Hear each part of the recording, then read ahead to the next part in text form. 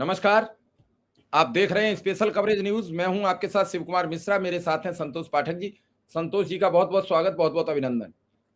बहुत बहुत धन्यवाद शिव जी। तमाम दर्शकों को नमस्कार। और टेक्नोलॉजी का इस्तेमाल एक आंदोलन को कुचलने के लिए कैसे किया जाता है, आप ये देख लीजिए। जिस तरह से माहौल बदला, और मैं बार बार इस बात को कह रहा था कि कोई है जो सब कुछ देख रहा है। मंच को फोकस करके सीसीटीवी कैमरे लगाए गए थे, दोनों तरफ सीसीटीवी कैमरे लगाए गए थे और लाइव टेलीकास्ट हो रहा था। कहां हो रहा था? गृह मंत्रालय में। और कौन देख रहा था? ये तमाम लोग समझ गए होंगे कि कौन देख रहा था। और फिर कुछ ऐसा हुआ, कुछ ऐसा होने वाला था, जिसके बाद ये तय हुआ कि अब नहीं, अब और नहीं। और उसके बाद सफेद कपड़ों में कैसे लोकतंत्र की हत्या की जाती है शिव जी, वो हमने और आपने सबने देखा है। पूरी देश दुनिया ने देख लिया है। लोकतंत्र के सबसे बड़े मंदिर संसद भवन से सिर्फ 1-1.25 किलोमीटर की दूरी पर आपने गांधीवादी तरीके से अनशन कर रहे एक व्यक्ति को पुलिसिया डंडे के जोर पर उठा लिया। लेकिन ये सवाल जितना अमित शाह से है, जितना अमित शाह की पुलिस से है, उतना ही ज्यादा कॉकरोच जनता पार्टी के नेताओं से। पिछले 48 घंटों में क्या बदला और अगले 44 घंटों में क्या होने वाला है शिव जी, ये बड़ी स्टोरी हम लेकर दर्शकों के सामने आए हैं। हम बताएंगे पिछले 48 घंटों में क्या क्या हुआ जिसकी वजह से ये फैसला किया गया। 17-18 दिन तक कोई कोई सरकार पर फर्क नहीं पड़ा। अचानक 19वें दिन क्या हुआ, 20वें दिन क्या हुआ कि 21वें दिन सुबह 7 बजे पुलिस पहुंच गई। और फिर अगले दिन क्या होने वाला है, और अगले परसों क्या होने वाला है, अगले 44 घंटों में क्या होने वाला है, विस्तार से हम अपने दर्शकों के सामने इस बारे में बताएंगे। जी शिव जी। ये कहिए कि राहुल के पहुंचने से पहले ही शाह की पुलिस ने तबाही मचा दी, जो शुद्ध शब्दों में कहा जाए।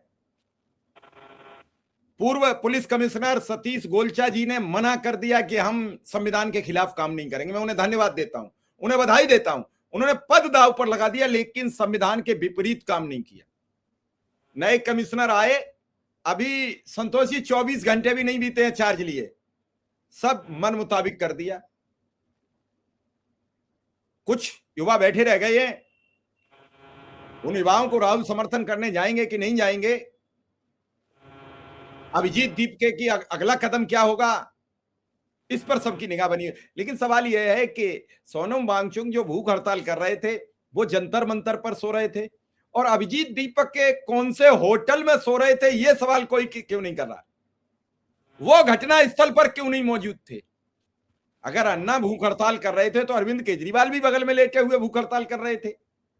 अभिजीत दीपके क्यों ब्रेड पकौड़ा खाकर किसी होटल के एसी रूम में सो रहे थे? कह रहे मुझे वहां डिटेन कर लिया। कहां डिटेन कर लिया, जगह तो बताओ।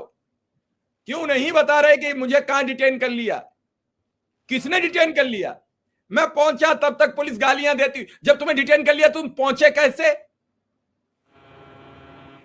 सवाल एक नहीं, ढेरों, अनेक सवाल, और इन सवालों का उत्तर है क्या किसी के पास? संतोष जी, ध्यान देने योग्य बात है, देहरादून में राहुल गांधी की रैली में उमड़ी भीड़, बीजेपी रात भर नहीं सो पाई। कहीं ये स्टूडेंट जंतर मंतर की तरफ कूच कर गए। दिल्ली में बहुत यूनिवर्सिटीज हैं, बहुत कॉलेजेस हैं, सब खुल चुके हैं, जुलाई का महीना आ गया है, बड़ी तादाद में लाखों छात्र हैं। अगर जंतर मंतर पहुंच गए, नेपाल हो गया, बांग्लादेश हो गया, उन्हें कहा पहले आंदोलन तोड़ो। अरे भारतीय जनता पार्टी बड़े डरपोक लोग हैं, ये हिम्मत वाले नहीं है। इनका 56 इंची तो 36 इंची भी नहीं है। अरे ये तो माफी भी रहे, पूरा जीवन माफी मांगते रहे। कल परसों तो निशिकांत ने मांगी है, हर बार कोई न कोई मांग लेता है। निशिकांत की माफी किसी टीवी चैनल ने जिक्र किया? राहुल गांधी तो बड़ा जिक्र किया कि उन्होंने शिवराज के बेटे से माफी मांग ली। कम से कम राहुल गांधी ने एक पूर्व मुख्यमंत्री के बेटे से तो मांगी, तुमने तो अखिलेश यादव के एक वकील से माफी मांगी। कैडर बराबरी तो कुछ समझते। संतोष जी, सवाल यही है सबसे बड़े, कहां थे अभिजीत दीपके जब सोनम वांगचुक को पुलिस लाद रही थी? और स्पेशल कवरेज न्यूज रात 1 बजे लाइव कर रहा था कि कुछ देर में सोनम वांगचुक उठा लिए जाएंगे और पुलिस कैसे कैसे उठाएगी, पूरा वीडियो पड़ा हुआ है।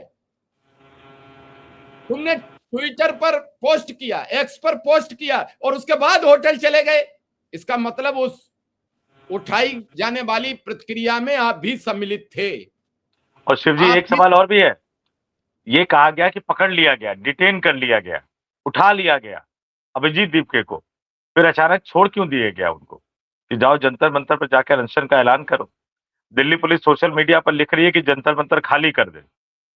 अभिजीत दीपके कह रहे हैं कि मैं आज से अनशन पे बैठ रहा हूं। 24 घंटे के लिए अनशन पे बैठे हैं कि 12 घंटे के लिए? मैं कहूंगा दर्शक मेरी बात को गौर से समझे। आज शाम को या कल दिन में कुछ ना कुछ होने वाला है, फिर से होने वाला है। अभिजीत दीपके पहुंच गए, एक महिला ने उन पर हमला कर दिया, स्याही फेंक दी। कई लोग कह रहे हैं कि शायद थप्पड़ भी मारा है, पता नहीं थप्पड़ मारा कि नहीं मारा, उसको लेकर अभी तक क्लैरिटी नहीं है।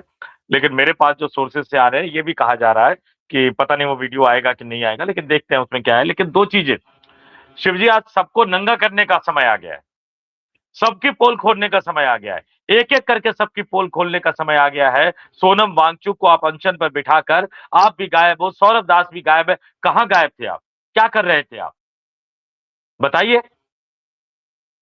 बाद में बहाना कह रहे कि फ्रेश होने के लिए गए थे। क्यों? जंतर मंतर तो इतना बड़ा है, सरकारी टॉयलेट बने हुए, कुछ व्यवस्था भी अलग से की गई है। अब टूथ ब्रश करने के लिए आपको किसी के फ्लैट पे जाने की जरूरत है तो माफ कीजिएगा, फिर आप लंदन, इंग्लैंड, कहां रहते थे वो, अमेरिका में, चले जाइए वहीं वापस। अगर टूथ ब्रश करने के लिए आपको किसी के फ्लैट पे जाना पड़ रहा है, जबकि आपको पता है कि सोनम वांगचुक को उठाने की तैयारी की जा रही है, इसके बावजूद। अब कुछ लोगों ने कहा कि वहां रहते तो ये लोग क्या कर लेते।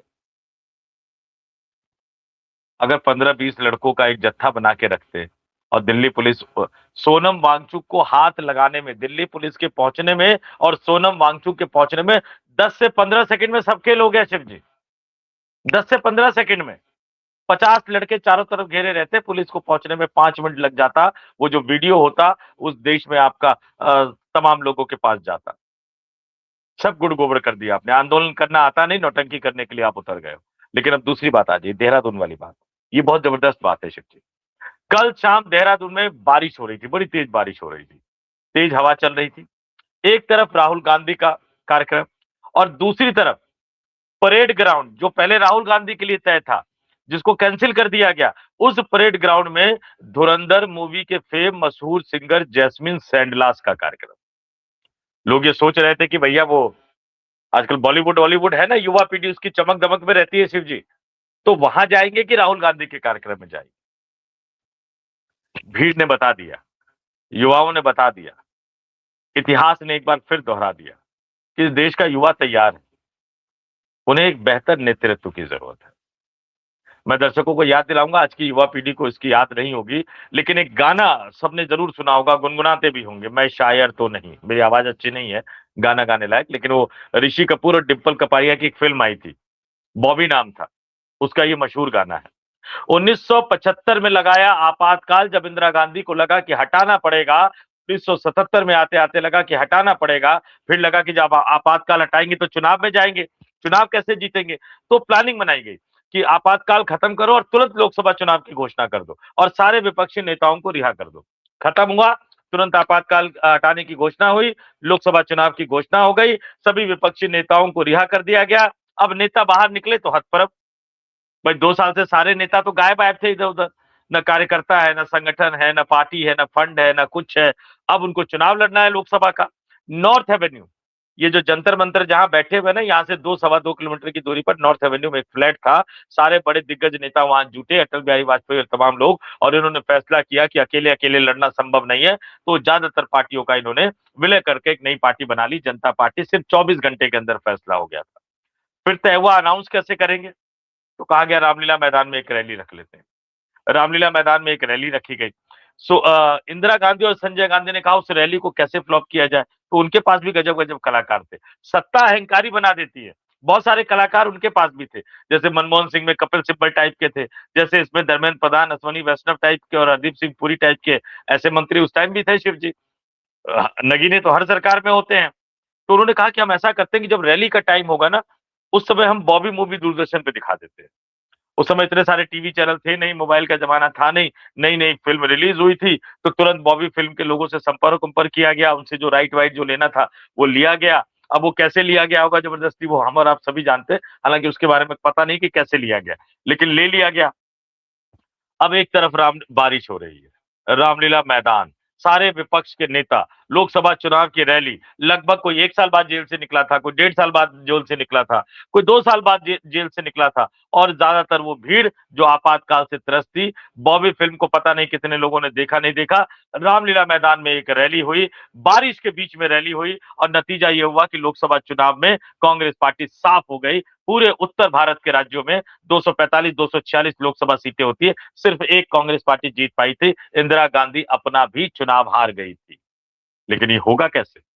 एक संगठन पैदा करना, एक विश्वसनीय संगठन बनाना होगा। अब आ जाइए पिछले 48 घंटों में क्या हुआ।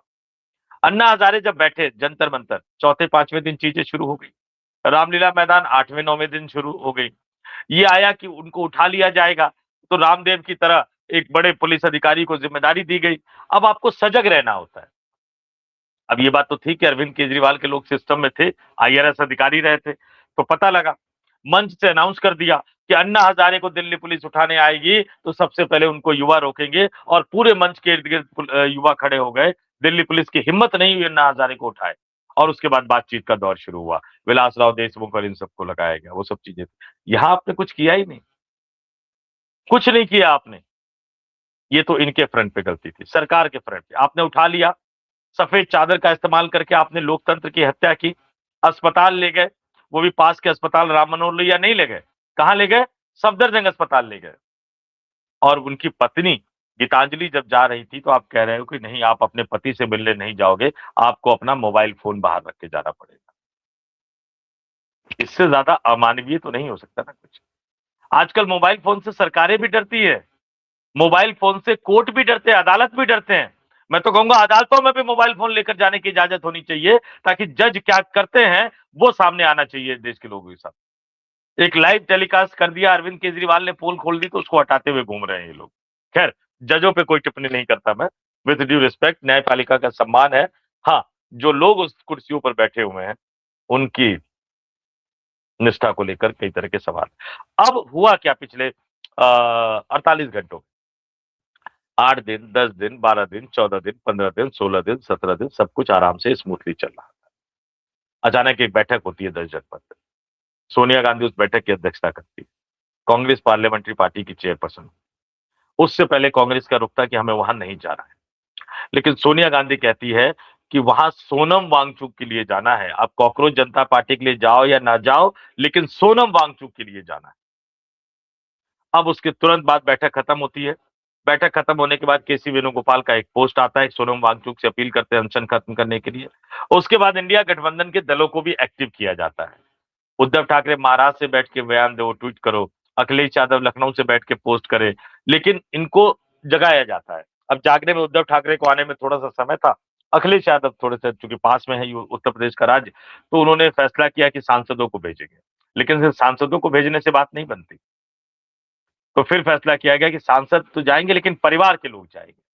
तो अपनी पत्नी जो कि सांसद डिंपल यादव उनको भेजा, अपने चचेरे भाई जो कि सांसद धर्मेंद्र यादव है उनको भेजा।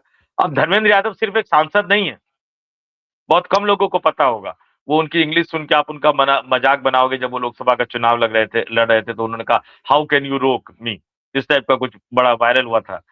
अब वो ठीक है, अंग्रेजी पे नहीं कर, लेकिन वो इलाहाबाद यूनिवर्सिटी की प्रोडक्ट है, और इलाहाबाद यूनिवर्सिटी का छात्र नेता कहीं खड़ा हो जाए तो 1 मिनट में आसपास के माहौल को भाप के बता सकता है कि असली माहौल है कि नकली माहौल है, और भीड़ बढ़ने वाली है कि कमने वाली है। वो सब चीजें तय हुई। फिर तय हुआ कि भाई कांग्रेस पार्टी भी एक मैसेज देगी। पवन खेड़ा को भेजा गया आगे। पवन खेड़ा सुबह गए, तमाम चीजें, तमाम जो मैसेज थे वो कन्वे किया गया। राहुल गांधी का कल देहरादून में कार्यक्रम था, तो राहुल गांधी के बारे में सोचा गया कि देहरादून का कार्यक्रम तय करेंगे, तो आज शाम तक या कल सुबह राहुल गांधी के जाने का कार्यक्रम एक तरह से मोटा मोटी बनाया जा रहा था। लेकिन वो मैं कहता हूं ना कि राहुल गांधी तय करते हैं, कुछ चीजें बनती है, फिर उसके इम्प्लीमेंटेशन लेवल पर जाता है। क्योंकि राहुल गांधी अगर जाएंगे तो यूथ कांग्रेस को भी लेना होगा, एनएसयूआई को भी लेना होगा, दिल्ली कांग्रेस पार्टी के नेताओं को भी लेना होगा, तो उन सबकी एक तैयारी की जाती है। ये तैयारी करते हुए रह गए, इनका कार्यक्रम पहुंच गया वहां टेबल पर जहां पहुंचता है, और वहां से ताजे ताजे पुलिस कमिश्नर बने को कहा गया उठा लो, इससे पहले कि राहुल गांधी पहुंचे तुम पहुंच जाओ। और फिर जो आज सुबह 7 बजे हुआ वो बड़ा गजब हुआ। एक बात और, आपने नाम लिया दिल्ली पुलिस के पुराने कमिश्नर का, मैं थोड़ा सा टूट चुका हूं, कौन कितना ईमानदार है कौन कितना बेईमान है मैं इस पर टिप्पणी नहीं करता, वो ईमानदार है कि बेईमान है मुझे नहीं पता, लेकिन इतिहास अपने आप को दोहराता रहता है। कल्याण सिंह पहली बार जब मुख्यमंत्री बने थे, बहुत सारे यूपी के लोग हैं उनको पता नहीं होगा, लेकिन मैं बताना चाहूंगा, ये बड़ी दिलचस्प जानकारी है, और ये क्या बोलते हैं उसको, फर्स्ट हैंड कंफर्म जानकारी है। तो दर्शक इसको समझते होंगे, फर्स्ट हैंड का मतलब है कि कहीं इधर उधर से आई जानकारी नहीं है, सीधे वहीं से आई जानकारी है जो 2 लोग इसमें इन्वॉल्व थे। हुआ क्या, कल्याण सिंह की सरकार की सबसे खास उपलब्धि क्या थी शिव जी, अगर आप याद दिला सके दर्शकों को हमारे, तो कानून व्यवस्था, लॉ एंड ऑर्डर टाइट करके रख दिया था कल्याण सिंह ने, और वो टाइट करके रखने में सबसे बड़ी भूमिका थी उत्तर प्रदेश के डीजीपी प्रकाश सिंह की। और प्रकाश सिंह और कल्याण सिंह की जोड़ी ने यूपी में लॉ एंड ऑर्डर को ठीक से स्थापित कर दिया था। जब ये अयोध्या वाला मामला आ रहा था, ये जो 6 दिसंबर की जो तैयारी की जा रही थी, उससे पहले की बात है, किसी मुद्दे पे कल्याण सिंह ने बुलाया प्रकाश सिंह को, और उस तमाम चीजों पे बात हुई, कई पुलिस रिफॉर्म को लेकर, कुछ पुलिस के फंड को लेकर, कुछ पुलिस की बजट को लेकर, कुछ स्पेशल फोर्स, इन तमाम चीजों को लेकर बातचीत हुई, और चलते चलते कल्याण सिंह ने पूछा कि अयोध्या वाला क्या माहौल है, तो प्रकाश सिंह थोड़े से चुप रहे, 10-20 सेकंड वो चुप रहे, फिर कल्याण सिंह ने कहा कि नहीं, जो अभी आपके दिल में आ रहा है वो कह दीजिए। तो प्रकाश सिंह ने कहा कि मुझे छुट्टी दे दीजिए। अब कल्याण सिंह चौंक गए कि छुट्टी क्यों चाहिए, तो प्रकाश सिंह ने कहा देखिए, आपकी और हमारी, और मेरी नहीं आपकी, क्योंकि मैं तो डीजीपी हूं, मुख्यमंत्री जैसा कहेंगे वैसा करूंगा, आपने रास्ता दिखाया, आपने फ्री हैंड दिया, हमने काम किया अपराधियों पे नकेल कर। अब अयोध्या में जो होने वाला है, अगर मैं डीजीपी रहूंगा तो मैं होने नहीं दूंगा। जो सेंट्रल फोर्सेज आ रही हैं उन सबका मैं प्रॉपर इस्तेमाल करूं। कल्याण सिंह भी थोड़ी देर चुप, नेताओं का अपना एक होता है ना, जब आपका रिश्ता बन जाता है तो हो जाता है, तो कल्याण सिंह थोड़ी देर चुप रहे, तो आप क्या चाहते हैं। प्रकाश सिंह ने कहा कि फिर मुझे हटा दीजिए। कल्याण सिंह ने कहा ठीक है। अब देखिए रिश्ता देखिए, उसके बाद कल्याण सिंह ने डीजीपी से प्रकाश सिंह को हटा दिया, और फिर वो जो विवादित ढांचा था वो 6 दिसंबर को ढा दिया गया, और उसके बाद उनकी सरकार कैसे बर्खास्त हुई, राष्ट्रपति शासन लगा, और उस समय जो केंद्र के प्रधानमंत्री थे नरसिम्हा राव, उन्होंने फिर से प्रकाश सिंह को यूपी का डीजीपी बनाया। तो कुछ संबंध ऐसे भी होते हैं, कई चीजें होती है राष्ट्रपति शासन के दौरान। अब ये पुराने वाले पुलिस कमिश्नर ने क्या इनकार कर दिया था या नहीं कर दिया था, इसके बारे में तो मैं नहीं कह सकता, कई तरह की बातें हवा में उड़ाई जा रही है, लेकिन हाँ, एक बात तो तय है कि शायद ये उतनी तेजी से ये एक्शन नहीं लेना चाहते थे जितनी तेजी से नए वाले ने ले लिया, और नए वाले आईबी से आए हैं, आईबी के पास सारी रिपोर्ट थी, और उतरे और उन्होंने पहले में ही बॉल पे 6 मार दिया। अब दिक्कत यह है कि अमित शाह उनसे चाहेंगे कि हर बॉल पे 6 मारे, ये बड़ा जोखिम का काम होता है, क्योंकि जंतर मंतर अब शांत रहने वाला नहीं है, कतई शांत रहने वाला नहीं है। अभिजीत दीपके ने लाज बचाने के लिए कह दिया कि आज से मैं अनशन पे बैठ रहा हूं, उन पे महिला ने स्याही फेंक दी है।